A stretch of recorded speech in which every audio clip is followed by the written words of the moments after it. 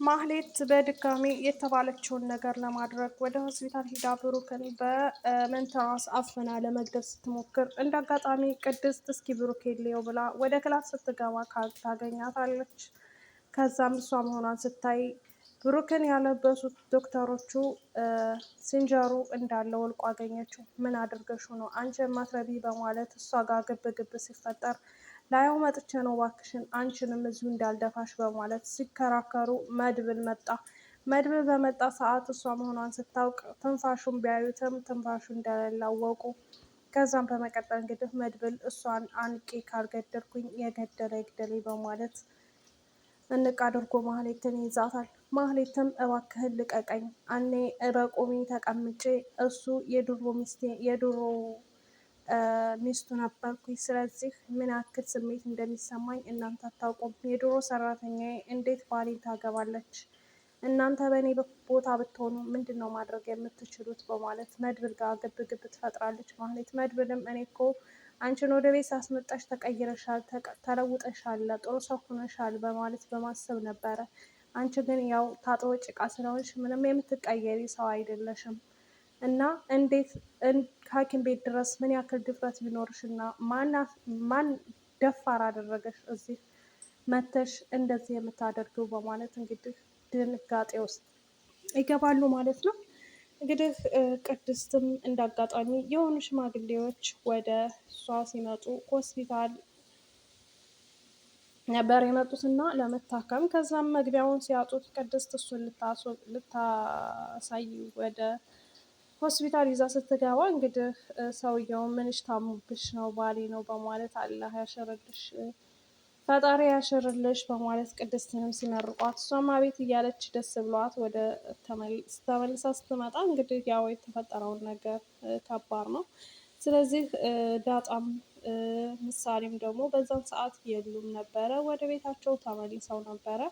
መድብልም በድንጋጤ እንዴት ምን ያክል ብትደፍር ነው እንደዚህ ያደረገችው? በማለት እሱም ከእሷ ጋር በኃይለኛው ይጣላሉ። የትም እንዳትሄጂ በማለት እሷ ግን መድብል ለቋታል ማለት ነው። የለቀቀበት ምክንያት አንደኛ ብሩኬ ሳሞት ስለነበረ እሱን የእሱን መኖር አለመኖር እያጣሩም ስለነበረ እንግዲህ ያው አምልጣለች በዛ አጋጣሚ ማለት ነው። እንግዲህ ወንድምህን ፈጣሪ ይማርልህ እያሉ ይደውሉለታል እሱን ለማናደድ ለማበሳጨት። እንዴት ብትደፍሩ ነው እሷን እዚህ ድረስ ልካችሁ ወንድሜ ልታስገድሉ ያላችሁት? እኔ ያልከኝን ሁሉ እያደረግኩ አይደል እንዴ? እባክህ ከቤተሰቦች እራቅ፣ እኔን እንደፈለክ አድርገኝ በማለት እንግዲህ መድብል በንዴት እንትን ይላል። ግን ብሩኬ እንደዛም ሆኖ ደግሞ አልሞተም ማለት ነው፣ አልገደለችውም፣ በህይወት አለ። ያው እነሱም እንዴት እዛ ውስጥ ገብተሽ እንዴት አልገደልሽውም በማለት እሷን ማህሌትን ጮባታል። ማህሌትም ሰውየው አይሞትም የድመት ነፍስ ነው ያለው በማለት እንግዲህ ብሩኬ አልሞተም አለ ማለት ነው። ያው በእንትን ብታፍነውም አሰላሙ አለይኩም ወራህመቱላሂ ወበረካቱ። የተከበራችሁ የቻናሌ ቤተሰቦች ሰላም ሰላም ብያለሁ። ውድ ክርስቲያን ወገኖቼ ሰላማችሁ ይብዛልኝ በያላችሁበት። ለዚህ ቤት አዲስ የሆናችሁ ላይክ፣ ሼር፣ ሰብስክራይብ እያደረጋችሁ አበረታቱ። ለምታበረታቱኝ እጅግ ከልብ አመሰግናለሁ። ውድ ቤተሰቦች፣ ውድ ሀገሬ ልጆች ላይክ ሼር አድርጉኝ ማለት ነው። እንግዲህ ምሳሌ ድራማን ይዤላችሁ መጥቻለሁ። የምሳሌ ድራማ እንግዲህ በጣም የሚያስጠላ ነው። ምንድን ነው የሚያስጠላው ነገር? ብሩኬ ምንም ነገር መሆን የለበትም፣ መዳን አለበት።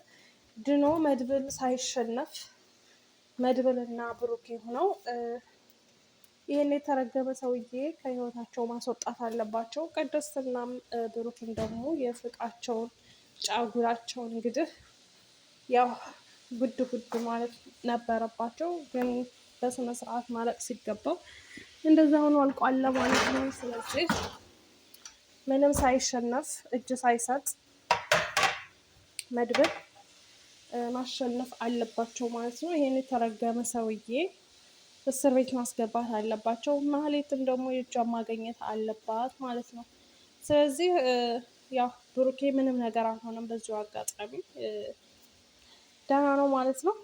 እና ወደ ቤተሰቦቼ እንግዲህ መድብልም ወደ ቤት ሄዶ ምሳ ለመብላት እንግዲህ ኤደን ዝፈንልኝ እያለች እሱ ጋር መጫወት መቃለል ስትጀምር ወንድሜ ታሞ አንቺ እንዴት ቅን አይነት ቅንጭላት ሊኖርሽ ነው ወንድሜ ሆስፒታል ተኝቶ እኔ ላንቺ ምዘፍ ነው በማለት ይጣላሉ ማለት ነው። እሷን በድንጋጤ በቃሽ ቅጣ እሷ ፍቅር ስለያዛት ነው ከሱ እሱን ስላደደችው ነው።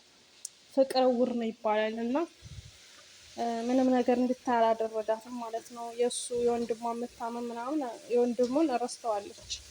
እና እሱም እንግዲህ በድንጋጤ እንዴት እንደዚህ ብለሽ ትይኛለሽ ሲላት በጣም ደነገጠች። በቃ በጣም ይቅርታ አለችው። ከዛም በልቶ ከጨረሰ በኋላ አንሺው በማለት ብላ ስትለው አልበላም ብሎ እንግዲህ ሳህኑን ይወረውረዋል ማለት ነው። ከዛም እንግዲህ ከነማህሌት ጋር አብሮ የሚሰራው ልጅ ለመድብል መጥቶ መረጃ አቀብሎታል። አሁን ላይ ያለው ከባድ ሁኔታ ነው። ዶክተሩ ያለው ከነሱ ጋር ነው አንተን ለማሸነፍ። ስለዚህ እባክህን ራስን ጠብቅ ምናምን በማለት ይነግረዋል። እንግዲህ ወንድምህን ከባድ ነገር ላይ እንዳለ አውቃለሁ። ማን ነገረህ? ማህሌት እንደሆነች የነገረችው ሲነግረው በጣም ተገረመ ማለት ነው። ስለዚህ አሁን የነገርክብኝን ብሩን በባንክ አስተላለፍልሃለሁ ሲለው አይ እኔ ብር አልፈልግም፣ ምክንያቱም እኔ እህቶችም አሉኝ እናትም አሉኝ። እንደዚህ አይነት ግፍ ሲፈጠር ደግሞ ዝም ማለት አልችልም። አንተን ላገዝህ ይገባል እንጂ እኔ ከእንደነዚህ አይነት ሰዎች ልተባበር አልችልም። ስለዚህ አብሽር፣ እኔ ብር አልፈልግም በማለት ይመልስለታል። አንዳንድ ጊዜ አንዳንድ ጥሩ ሰዎች ወደ ህይወታችሁ ሲመጡ መጥፎ ሰዎች ደግሞ ህይወታችሁን አበረሻሽተዋቸው ይሄዳሉ ማለት ነው። አሁን መድብል አንደኛ ወደ ብሩኬ እንዳይሆን እነ ምሳሌ ትምህርት ቤት ሄደው ሲመጡ ቤት ያለው ነገር ያስጨንቀዋል። ቅድስትም ከሐኪም ቤት አትወጣም፣ እዛው ተቀምጣ ነው የምትውለው ብሩኬን እያየች።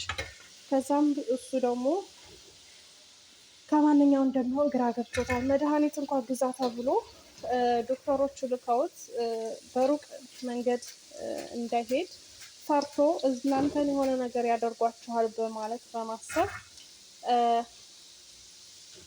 ይመለሳል፣ መድኃኒቱን ሳይዝ ማለት ነው። አንደኛ ሞገስ ቢኖር ሞገስ ከአንድ በኩል እንኳ ያግዛቸው ነበረ። ሞገስንም ደግሞ ወስደውታል። ሞገስ የት እንዳለ አይታወቅም፣ ግን በድብቅ ሳይገናኙ አይቀርም በማለት እንግዲህ ኤደን ለቅድስት ነግራት ነበረ። ሞገስ የት እንዳለ እንግዲህ እኛም አላወቅንም፣ ምኑ እንዳለ ማን እንደወሰደው እንዴት እንደሆነ ባላውቅም ማለት ነው። ስለዚህ ሞገስ ቢኖር ይተጋገዙ ነበር። ስለዚህ አሁን ያላቸው አማራጭ ምንድነው? አንደኛ ብሩክ ድኖ እነዚህን አረመኔዎች መበቀል አለባቸው ማለት ነው። መግደል ካለባቸው መግደል፣ እስር ቤት ማስገባት ካለባቸው ደግሞ እስር ቤት ማስገባት አለባቸው ማለት ነው። እና ስለዚህ ውድ ቤተሰቦቼ እንግዲህ የምሳሌ ድራማ አንዳንድ ጊዜም እውነትን ለመደበቅ የማይደረግ ነገር የለም። እውነት እውነት ናት፣ የትም ተደብቃ አትቀርም። ግን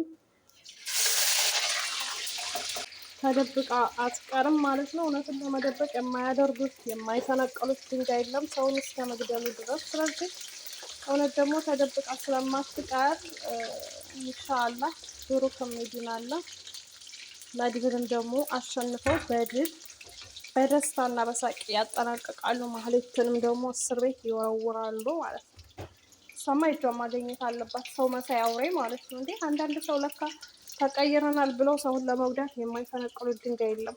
ጭራሽ ብላ ሆስፒታል መታ እንግዲህ ብሩክን አፍና ለመግደል ተስማማች ማለት ነው። በጣም ያሳዝናል።